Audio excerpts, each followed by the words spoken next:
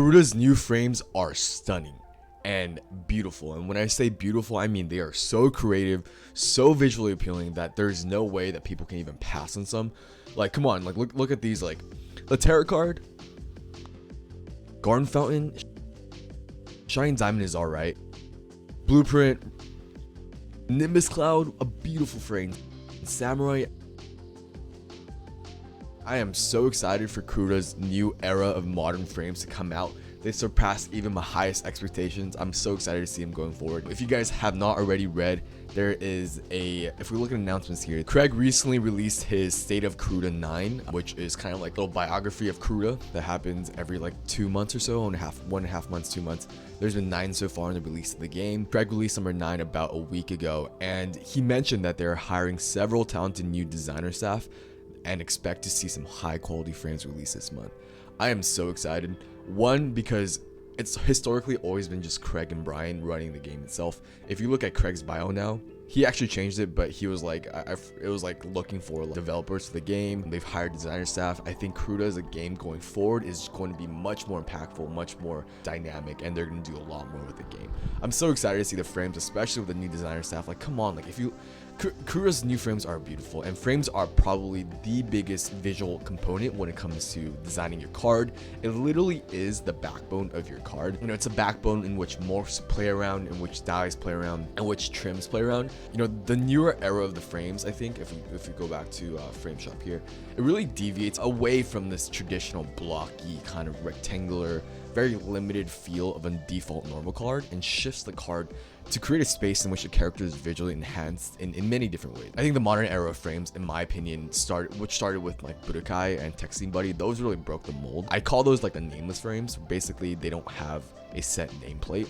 They deviate a good amount from normal, and Craig totally threw away original principles that really constricted the frames to its visual confines. It was great, right? For example, let's take Arcana, right? When this released, I instantly bought 10 to resell. Like, what a frame this is.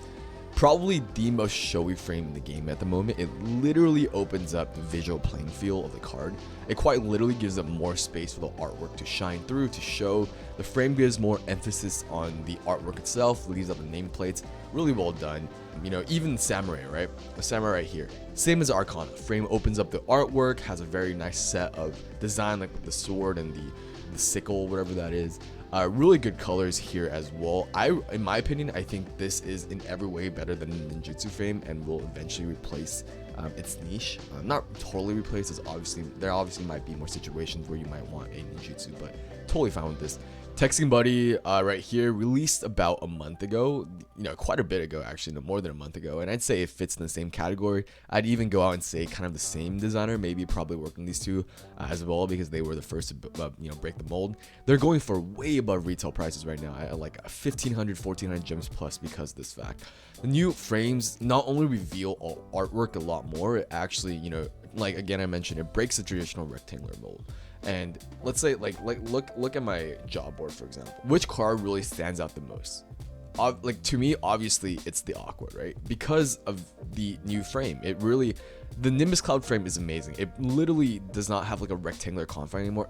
The frame itself changed the way the nameplate looks, which is it was very uncommon. Like even Starry Sky, which is probably the only frame that did that prior to this modern era. It was very small and it didn't really go with a theme, so to say. It just was just these squigglies, but having these clouds be part of that as well. And going back here, there's a bunch I haven't talked about yet. The garden fountain, like it breaks the mold of the rectangular as well. The entire top part is the, you know, like a little garden temple, you know, cover roof thing. But you know, they're just really nice, and it covers a wider variety of niches that has not been covered yet. Like the tarot card, really amazing. Like, great job. Like, these frames are like frames that I see pop up and I'm like, dude, I have to get it or else it's gonna go up in price. Amazing job for Craig, the new designer, and Karuta team in general.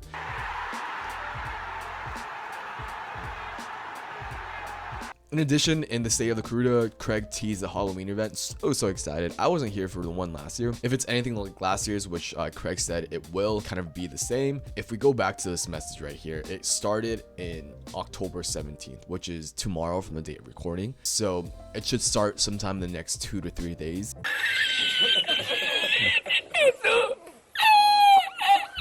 if Craig isn't lying here. We'll be getting access to more frames and more Halloween frames galore, and I am so excited. Lastly, if we go back in the State of Karuta, they mentioned this really big thing that's coming out between Halloween and Festivus. It's a new premium features and dyes, and dyes came out so long ago. Honestly, I genuinely cannot even, like, what can there even be more to be changed for a card? Like, dude, like, if you look at a card, right, the dye already changes this part. Like, frames already changed the outside part, morphs already changed like the inner nameplate ish, trims already changed the card artwork itself. Besides like having like maybe like a inventory of nameplates you can like replace, I don't see how another cosmetic feature can be added. Like, maybe you can change the artwork, like you can have like an inventory of artworks and like replace artworks, but that would defeat the purpose of different editions. And I genuinely, the only thing I can imagine is maybe like the card code plate or the nameplate that can be changed. I don't know, we'll see, but really excited for that. If there's an outside interface like he mentioned, having it operate through a web interface that will offer even more new cosmetic options in the future, amazing.